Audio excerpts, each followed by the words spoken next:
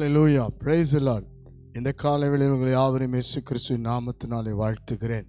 பிரியமானவர்களே, கர்த்தருடைய வார்த்தை ஆசீர்வாதம் மன்னா மூலமாய் உங்களை சந்திப்பதில் மகிழ்ச்சி அடைகிறேன். கர்த்தர் ஒவ்வொரு நாளும் தமது வார்த்தையில நம்மை சந்திக்கிறார். நாமும் தேவனை தேவ சமூகத்திலே சந்தித்து அவர் சமூகத்தில் நம்மை தாழ்த்தி ஒப்பு கொடுக்கும் பொழுது நம்முடைய வாழ்க்கையில் இதுவரை இல்லாத அளவுக்கு கர்த்தர் நம்மை ஆசீர்வதித்து இந்த ஆண்டு நம்மை வெட்கப்படுத்தாமல் நடத்துவார். அல்லேலூயா. நீங்கள் சோர்ந்து போகாதிருங்கள்.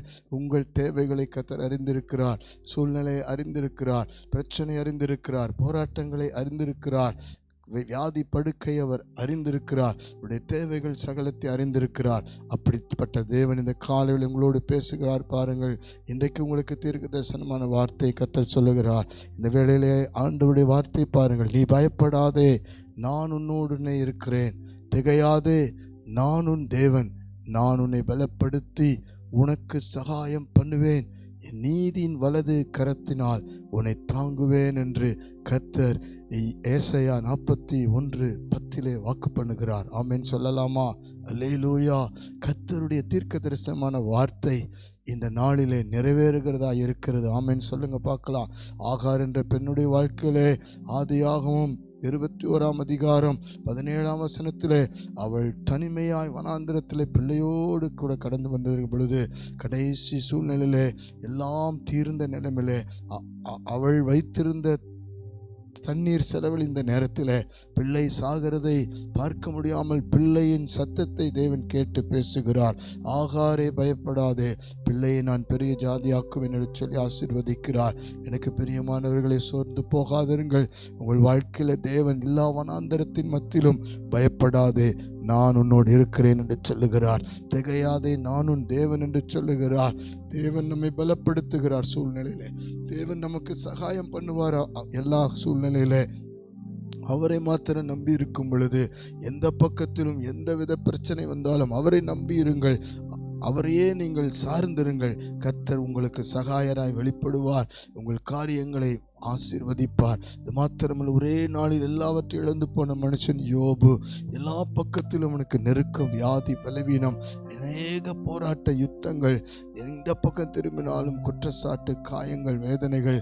அவனுடைய எல்லா பிள்ளைகளை இழந்தான், ஆஸ்திகளை இழந்தான். அவருடைய வெறுமையின் நிலைமையில தான் ஆண்டவரை நோக்கி பார்க்கிறார். ஆண்டவர் மேலே ஒரு விசுவாசத்தோடு ஆண்டவர் அந்த நேரத்தில் யோபுக்கு சொல்லுகிறார், உன் சிநேகிதனுக்காக நீ ஜெபம் பண்ணு என்று சொல்லி யோபு கீழ்ப்படிந்து ஜெபிக்கிறார். பிரியமானவர்களே, ஆண்டவர் யோபு வாழ்க்கை இரட்டிப்பாய் ஆசீர்வதித்து யோபுவை பலப்படுத்தி நீதியின் வலது கரத்தால் தாங்கினார். காரணம் என்ன தெரியுங்களா? யோபு நீதிமானாய் வாழ்ந்தான். நம்முடைய வாழ்க்கையில் கூட ஒரு நீதிமானின் வாழ்க்கை தேவை. நமக்கு எல்லா பிரச்சனைகள் வரலாம், இழப்பு வரலாம், வேதனை, கஷ்டங்கள், நஷ்டங்கள் வரலாம். ஆனால் வேலை ஸ்தலத்தில் நீதியாயிருங்கள், குடும்பத்தில் நீதியாயிருங்கள், ஆவிக்குரிய வாழ்க்கையில் நீதியாயிருங்கள். உங்களுடைய சூழ்நிலையில எந்த பக்கம் திரும்பினாலும் கர்த்தர் உங்களுக்கு நீதி செய்கிறவராய் இருப்பார். அல்லேலூயா. பலப்படுத்துவார், சகாயம் பண்ணுவார். கல்வாரி சிலுவை நோக்கி பாருங்கள்.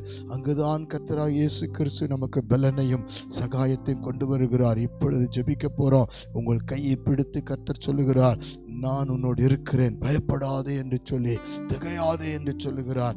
தைரியமாயிருங்கள். நீதியின் வலக்கரத்தால் தாங்கி நடத்துகிற தேவன் உங்களையும் குடும்பத்தையும் உங்கள் காரியத்தையும் ஆவிக்குரிய வாழ்க்கை ஊழியத்தையும் தாங்கி நடத்துவார். இந்த வருஷத்தை குறித்து கவலைப்படாதிருங்கள். கர்த்தர் தாங்கி நடத்துவார். ஜெபிப்போமா? பரலோக பிதாவே, நீர் எங்களோடு இருக்கிறவரே, வாக்குத்தத்தம் பண்ணியிருக்கிறவரே, சகாயம் பண்ணுகிறவராய், பலப்படுத்துகிறவராய், நீதியின் வலது கரத்தால் தாங்குகிறவராய் வெளிப்பட்டவரே, இப்பொழுது ஒவ்வொருவரை தொடுவீராக, ஒவ்வொரு வாழ்க்கையும் தொடுவீராக, ஒவ்வொரு குடும்பத்தை தொடுவீராக, வாலிப பிள்ளைகளை தொடுவீராக. எல்லா பயம், எல்லா வனாந்தரம், எல்லாவித வேதனை, கஷ்டங்கள், நஷ்டங்கள் மத்தியிலே, கடன் பாரங்கள் மத்தியில பயந்து திகைத்து போயிருக்கிற ஒவ்வொருவரையும் தொடுவீராக. வியாதி படுக்கையில் உள்ளவர்களை இப்பொழுது தொடுவீராக, பலப்படுத்துவீராக. ஆண்டவரே, வேலைக்கு போக முடியாதபடிக்கு வேலையில் இருக்கிறதான நெருக்கங்களும் போராட்டங்களும் யுத்தங்களை மாற்றி நீதி இல்லாத சூழ்நிலையில கர்த்தர் நீதியை கட்டளையிடுவீராக. நீதியின் வலது கரம் வெளிப்படுவதாக என்று ஜெபிக்கிறோம்ப்பா. ஒவ்வொருவருக்கும் நீர் தாமே கையை பிடிப்பீராக. நீர் உமது கரத்தினால இப்பொழுது தொட்டு பலப்படுத்துவீராக, தைரியப்படுத்துவீராக, சகாயம் பண்ணுவீராக. காரியத்தில் இருக்கிற தடைகளை மாற்றுவீராக, யுத்தங்களை ஓய பண்ணுவீராக.